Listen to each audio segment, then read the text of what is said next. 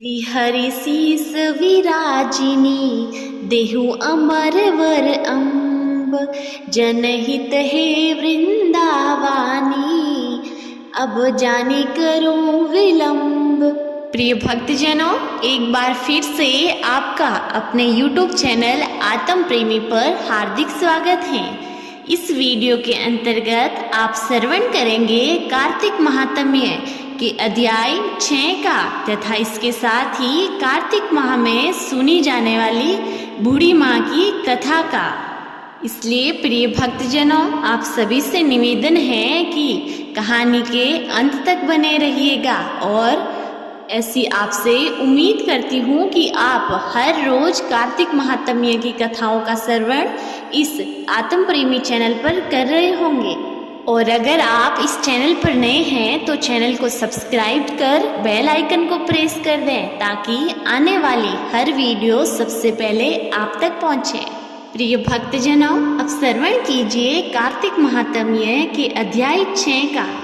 नारद जी बोले, हे महाराज, कार्तिक व्रत धारण करने वाले मनुष्य के नियम संक्षेप में सुनो। सब प्रकार से आमिष, मांस, शहद, राई तथा नशा करने वाली वस्तुओं का परित्याग कर दें। पराया अन्न परधो, विदेश गमन, बिना तीर्थ के अन्य स्थान पर रहना छोड़ देवें तथा देवता, वेद, ब्राह्मण, गुरु, गो, व्रती, स्त्री, राजा और बड़ों की निंदा त्याग देवें। दाल, तिल, तेल, खरीदा हुआ पकवान, भाव और शब्द से दूषित वस्तुओं को छोड़ दे। जीवधारी का मांस, चूना, जबीरा का फल, मसूर, बासी अन्न न खाएं। बकरी, भैंस, गौ के दूध के सिवा अन्य दूध तथा ब्राह्मणों से खरीदा हुआ रस, पृथ्वी से पैदा हुआ नमक, ये सब छोड़ देवें। तांबे के पात्र में रखा हुआ पंचगव्य, पोकर का जल और अपने आप पकाया हुआ अन्न मांस से तुल्य कहा जाता है।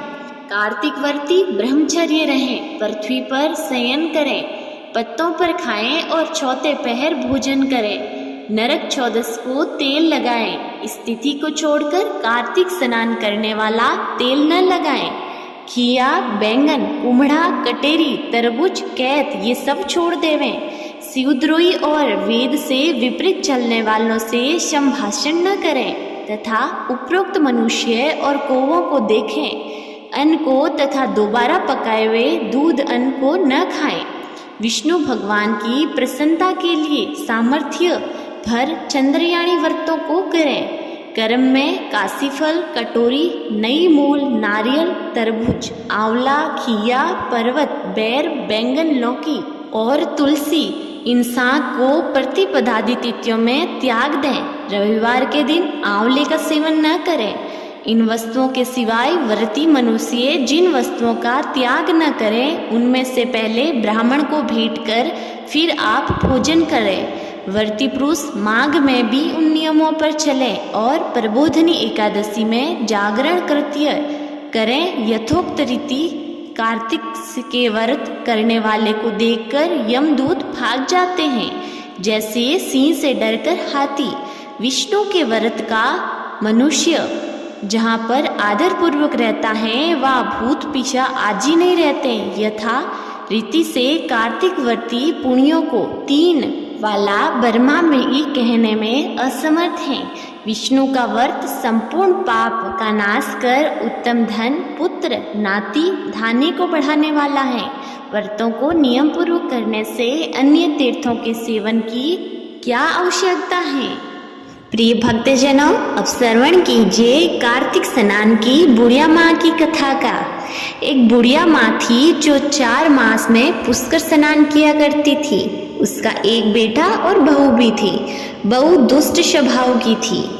सास जब भी बहू को फलहार बनाने के लिए कहती तो बहू जमीन के पोपड़े उखाड़ कर बांध दिया करती थी। माँ को पहुँचाने के लिए बेटा पुष्कर तक जाता था। रास्ते में माँ से बोला, माँ फलहार कर लो। तब माँ बोली कि आगे चलकर करेंगे। आगे चलकर जहाँ पानी मिला वहीं फलहार करने बैठ गए तो जमीन के पोपड़े फलहार बन गए।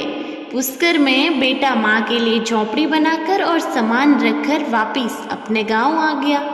रात्रि के पहर में श्रावण मास आया और बोला, बुढ़िया दरवाजा खोल। तब बुढ़िया ने पूछा, तुम कौन हो? मैं श्रावण हूँ। बुढ़िया ने तुरंत दरवाजा खोल दिया और बोली कि भला हुआ भाई तुम आ गए, तो लोग महादेव जी की पूजा करेंगे, बेलपत्र चढ़ाएंगे, अभिषेक करेंगे, भजन कीर्तन करेंगे, सप्ताह बैठेंगे। सप्ताह बैठाई। उसने जाते जाते एक ठोकर मारी। बुढ़िया के घर का एक कोना सोने का हो गया। फिर भादवा महीना आया। बुढ़िया बुढ़िया दरवाजा खोल। बुढ़िया बोली, कौन है भाई? मैं भादवो हूँ। बुढ़ियों ने कहा कि भादवा आया है तो भला हुआ, तीज आई, लोग संतों के पिंडे बनाए, बेटी जवाई को बुलाया। उसने जाते जाते एक ठोकर मारी तो डोकरी के घर का दूसरा कोना सोने का हो गया। फिर आसोज आया। तब बुढ़िया ने कहा, तुम कौन हो भाई? मैं आसोज हूँ। आसोज आया तो भला हुआ, लोग श्राद्ध करेंगे, बहिन सवामनी ब्राह्मण को भोजन कराएंगे। वह भी जाते जाते ठोकर मारी तो तीसरा कोना रुपए से भर गया। फिर कार्तिक का महीना आया। बुढ़िया बोली, कौन है भाई? मैं कार्तिक हूँ। कार्तिक आया, भला हुआ, लोग कार्तिक स्नान करेंगे, उपवास व्रत करेंगे, दान धर्म करेंगे। दीपावली का घर चमकेगा। दीपावली को दीप जलाएंगे। लक्ष्मी जी घर में वास करेगी। तुलसी पीपल सींचेंगे, तुलसी विवाह कराएंगे, मंदिर जाएंगे। कार्तिक ने भी एक ठोकर मारी कि झोंपड़ी के स्थान पर मेल माला हो गया। सारा ठाट बाट हो गया। बुढ़िया के पास 4 नौकर आ गए। 4 महीने पूरे हो गए। बेटा माँ को लेने के लिए आया। माँ की झोंपड़ी कहीं भी नहीं दिखाई दी। वह सभी लोगों से पूछा, मेरी माँ कहाँ है? तब लोगों ने कहा, तेरी माँ तो बहुत भाग्यवान है, दान धर्म पूजन करती हैं, ब्राह्मणों को भोजन करवाती हैं। बेटा माँ के पास गया। माँ घर चलो। वह साथ में ले जा सकते हैं उतना धन ले लिया। शेष धन गरीबों में बांट दिया। माँ बेटे घर के लिए रवाने हुए। बहू को समाचार करवाया कि मैं मेरी माँ को लेकर आ रहा हूँ, तुम सामने आओ। बहू फूटे ढूले ढोल मंगवाए, टेढ़ी मेढ़ी गीत गाने वाली बुलाई और सामने लेने के लिए काले कपड़े पहनकर आई। आते आते हुई फूटे ढोल अच्छे हो गए, टेढ़ी मेढ़ी गीत गाने वाली मुंह सीधे हो गए, काले कपड़े कसुंबल हो गए। सामने लेकर घर आए। धन को देखकर बहू को ईर्ष्या होने लगी। आगे वह भी अपनी माँ को चतुर्मास नहाने के लिए पुष्कर भेज दी। उसके साथ में फलहार डाल दिया और पति से कहा, मेरी माँ को छोड़ के आओ। आपकी माँ को सो लगी, वैसी ही मेरी माँ को सोई लगा कर आना। जवाई सासू को छोड़कर आ गया। सासू नित्य क्रम जानती नहीं थी, पूजा अर्चना करती नहीं। थोड़ा सा आगे चलते ही फलहार कर लेते। जवाई ने कहा, थोड़ा और आगे चलो, जहाँ मेरी माँ ने फलहार किया वहाँ पर हम फलहार करेंगे। आगे एक बावड़ी देखी। वह दोनों फलहार करने के लिए बैठ गए। डिब्बा खोला तो उसमें जमीन के पोपड़े निकले। माँ बेटी को खूब गालियाँ दी। मैं अब क्या खाऊंगी? जवाई ने पूछा कि ये कैसे हुआ? जब जवाई बोला कि मेरी माँ को आपकी बेटी ने पोपड़ा दिया था, लेकिन भगवान ने उसका फलहार बना दिया। आपको फलहार दिया तो भगवान ने पोपड़ा बना दिया। थोड़ा आगे गए, झोंपड़ी बांधी। 2-4 औरतों को कहा कि मेरी सासू का ध्यान रखना। तो सभी ने सोचा, आनंद हुआ, पहले वाली बुढ़िया बहुत अच्छी थी, हमको वापस अच्छी सोबत आएगी। जवाई घर आ गया। बुढ़िया कभी भी स्नान नहीं करती थी, भजन पूजन भी नहीं किया करती थी, केवल खाती और सोती। ऐसा करते करते 1 महीना बीता। रात को श्रावण आया। बुढ़िया दरवाजा खोल। तुम कौन हो? मैं श्रावण हूँ। तुम किस लिए आए हो? महादेव जी की पूजा करो, मंदिर जाओ, ब्राह्मणों की सेवा करो, अभिषेक करो। जाते जाते एक ठोकर मारी तो झोंपड़ी का एक कोना घिर गया। फिर भादवा आया। बुढ़िया बुढ़िया दरवाजा खोल। तुम कौन हो? मैं भादवा हूँ। किस लिए आए हो?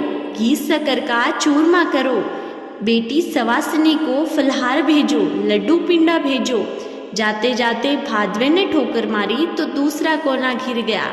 फिर आसोज आया, बुढ़िया बुढ़िया दरवाजा खोल, तुम कौन हो? मैं आसोज हूँ। किस लिए आए हो? श्राद्ध करो, ब्राह्मणों को भोजन करवाओ, दक्षिणा दो, बहन बेटी को भोजन करवाओ। जाते जाते आसोज ने ठोकर मारी तो तीसरा कोना भी घिर गया। सभी सामान चोरी होने लगा। फिर आया कार्तिक, बुढ़िया दरवाजा खोल, तुम कौन हो और कैसे आए? मुझे तो ठंड लग रही है, मैं तो ठंड में आया हूँ, मैं कार्तिक हूँ। बुढ़िया बोली कि मुझसे तो उठा नहीं जाता। पहले आए जो भी क्या करके गए, एक टूटी फूटी झोपड़ी थी वह भी घिर गई। अब क्या कसर बाकी है जो क्या करेगा? कार्तिक ने जाते जाते ठोकर मारी तो बुढ़िया अंधी हो गई, भौंकने लगी। जवाई लेने के लिए आया, सासू कहीं भी दिखाई नहीं दे रही थी, झोंपड़ी भी दिखाई नहीं दी। आस पड़ोस में पूछा कि मेरी सासू कहाँ है, तो लोग गधी की तरफ इशारा कर रहे थे कि ये रही तेरी सासू, तेरी माँ के पाँव की होड़ नहीं करे, नाती धोती नहीं, दर्शन करती नहीं, खाती और सोती रहती, वह गधी होकर भौंकती हैं और घूमती हैं। जवाई को विश्वास नहीं हुआ, वह तो विचार में पड़ गया। इतने में ही गधी भौंकती आई। जब जवाई ने गधी को गाड़ी के पीछे बांधकर अपने घर लेकर गया, पत्नी ने पूछा कि माँ कहाँ है? जब पति बोला कि मेरी गाड़ी के पीछे बंधी हुई है, मेरी माँ तो सच्चे मन से कार्तिक स्नान करती थी, गंगा का स्नान किया, भजन कीर्तन किया, और तुम धन के लोभ में तेरी माँ को मेरे साथ भेजा, जिसके फलार का भी पोपड़े हो गए। भगवान सच्चे का साथ देते हैं, झूठे का नहीं। बहू बोली, अब मैं क्या करूं? तब ब्राह्मण को पूछा।